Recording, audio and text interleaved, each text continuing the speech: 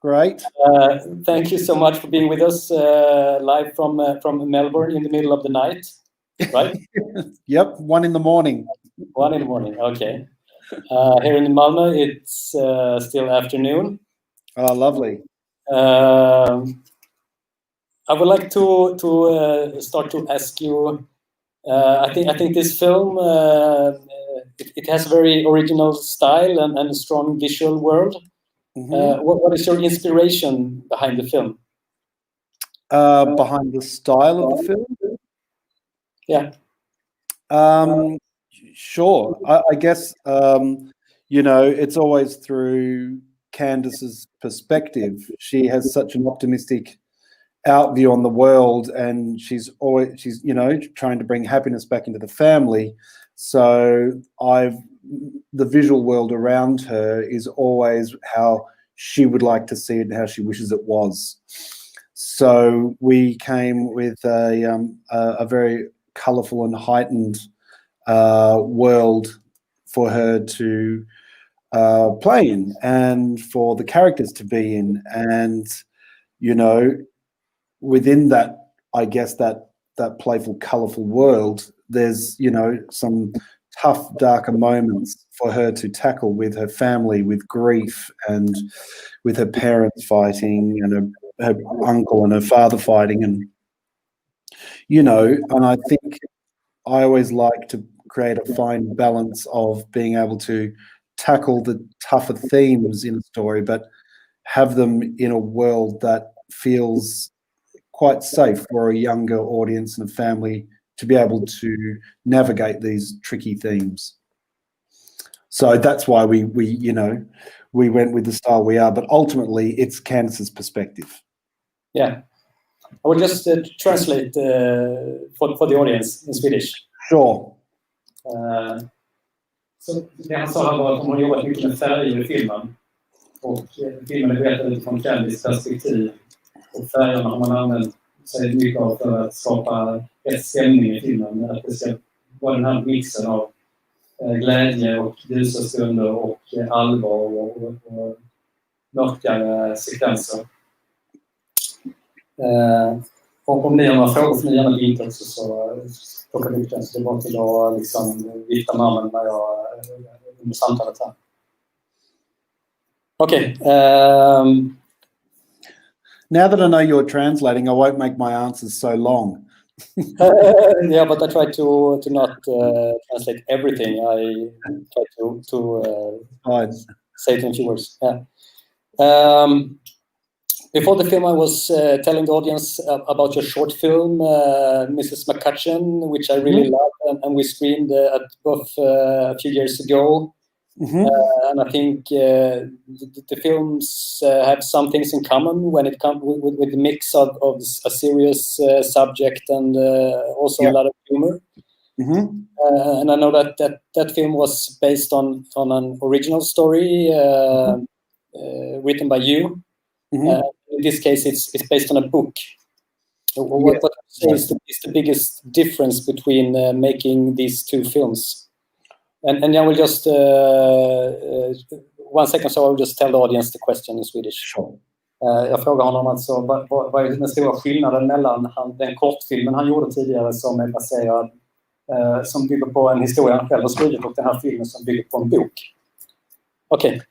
Yeah. So I guess with your own script, you I have a chance to, I guess, explore and play a little bit more. Where when you're doing an adaptation of a novel that you haven't written, obviously you have to be authentic to the author's voice. So there's a responsibility to honor what the author has put down there.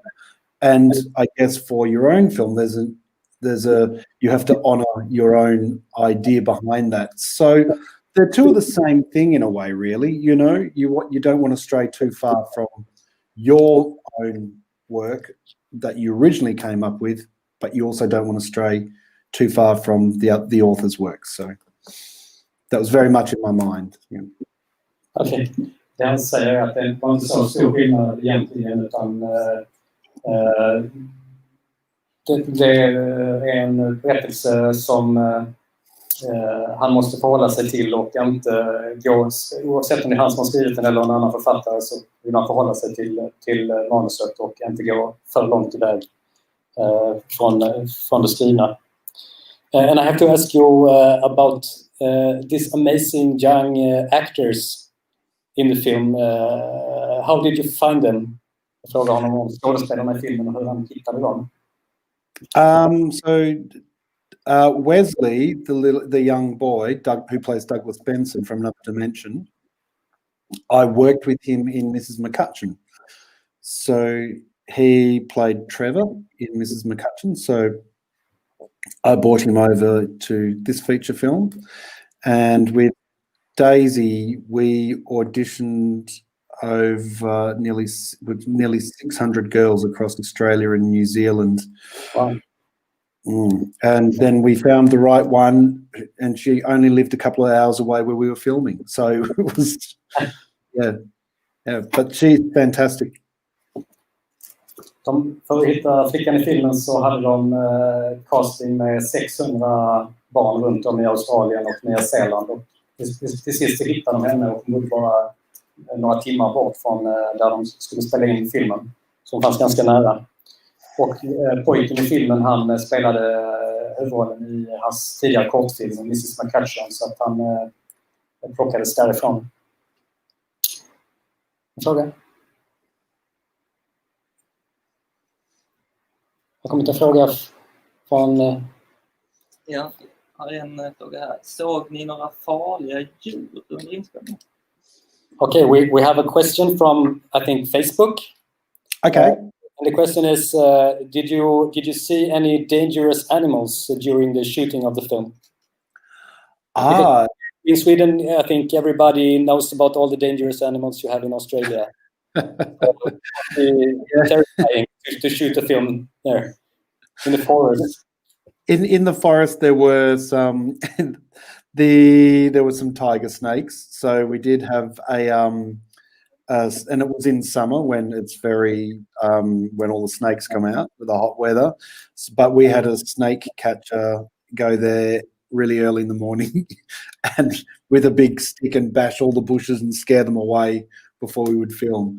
So luckily we never saw one, but the snake wrangler kind of scared them away. That was it. We had some lovely whales were in the water around. So it was whale season. So we would watch the whales. They were beautiful. Han berättade att i skogen när de spelade in så fanns farliga tigerormar. Men de hade en person som gick dit tidigt på morgonen och plockade bort alla de farliga ormarna så att de kunde spela in i säkerhet. Och så att det var lugnt.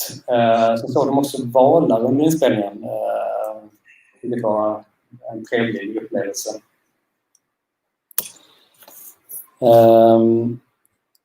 That was a fun question. Is the most important message you want to tell with your film? Do you want to affect people in a certain way with your film? Yeah, and I guess, you know, what I love about this film is that first of all, it elevates and it celebrates difference, and that's what is really important to me. You know, for all ages, not just young people, but for older people and for families. But also, you know, what I love about this is when the adults fail to get it right, the children get it right, and we should listen to children a little bit more and put our own different egos aside as an adult and allow children to sometimes lead the way. Jag frågade honom om filmen har något speciellt budskap eller om han vill säga något särskilt med filmen till publiken. Och han svarade dels att det var viktigt för honom att göra en film som hyllar olikheter och att som visar att man kan vara på massa olika sätt och att det är okej. Och sen vill han också att det är viktigt att vi lyssnar på barnen och att vuxna kanske blir bättre också på att lyssna på barn.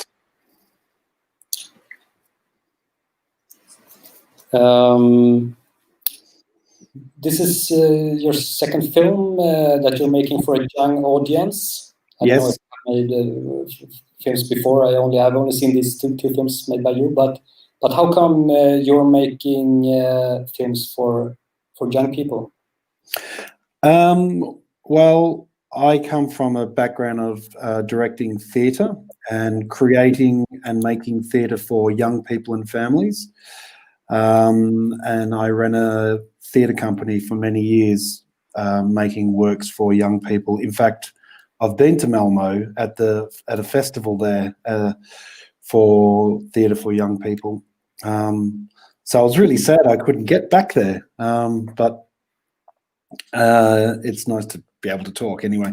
So I guess having worked for many years creating theatre for young people, I naturally wanted to shift that skill set from the stage to the screen. Jag frågade honom hur det kommer sig att han har valt att göra film för barn och ungdomar, och han svarade att han tidigare har jobbat med teater och gjort teaterpjäser för familjepublik och barnpublik, och han tyckte det var intressant att ta över det till att göra film för samma målgrupp. Och han berättade också att han har varit i Malmö för några år sedan på en teaterfestival. Ställa frågan. Ja, jag ställer den på svenska. Ja. Okay. Jag undrar om den här mannen i slutet som också var med i början med vattenslangen. Om man vill berätta lite vad det var för tanke. Och han kom ut där. Han kom i slutet också och såg ut som han hade dött. Okay. Yeah, we had a question from the audience about the man in the film who is in the beginning of the film and also in the last scene. I think after the credits, you can see this man with water. Yes, laying there. What was your idea with this man, and why was he laying there in the end of the film? Was he dead? Yeah, he died.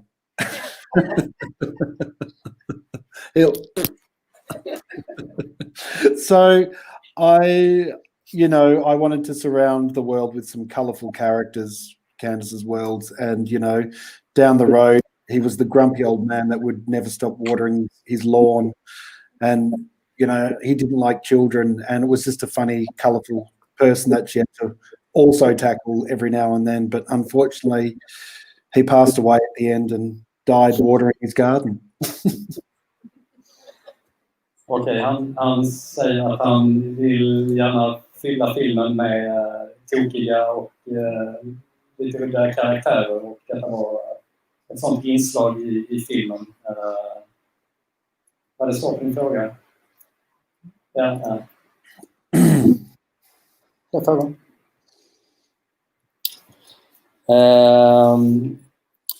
I asked you before, we got this question from about dangerous animals. Is there anything else you can tell us from the shooting of the film? If you have some behind the scenes, some secrets maybe that you can...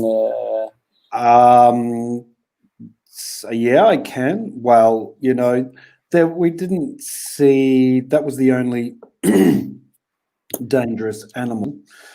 Because, where we were filming, it was only in the forest that it was a dangerous animal. But I guess I could tell you that the vomit was made out of yogurt and rice and muesli, and the horse poo there was buckets of it made out of oats and freshly mowed lawn and mud all stirred up and made into a big bucket of horse poo, and everyone had a lot of fun mixing that up.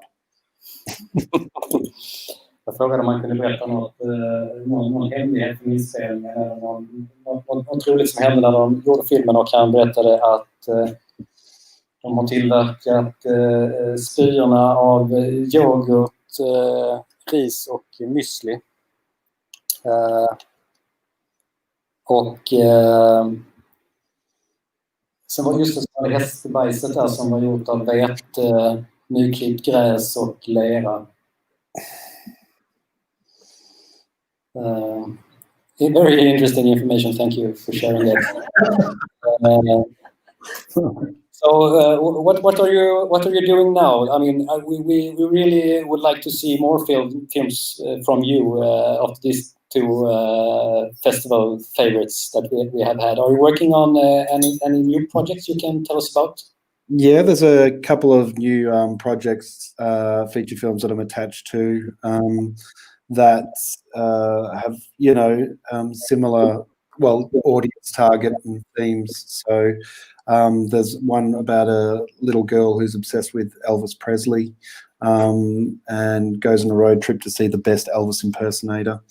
And that's got a lot of heart to it, that film. And there's another feature about a transgender boy.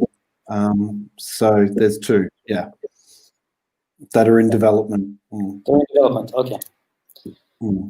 Jag frågade om han jobbar med några nya filmprojekt och han berättade att han har 2 olika filmer på gång eller som är under utveckling. En som handlar om en ung transperson och en som handlar om en liten flicka som är besatt av Elvis Presley.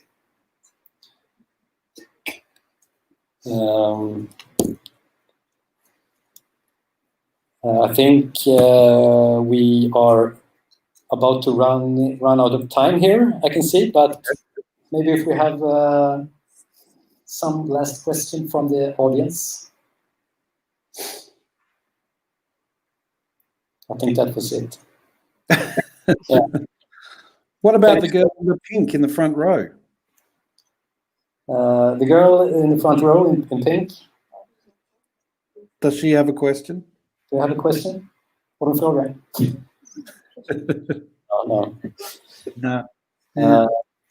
Okay, but thank you very much, John. It was a pleasure to have you here. Thank you. And I hope you have a great festival, and thank you for having H's for Happiness there. Yeah. Thank you. Bye-bye. Okay.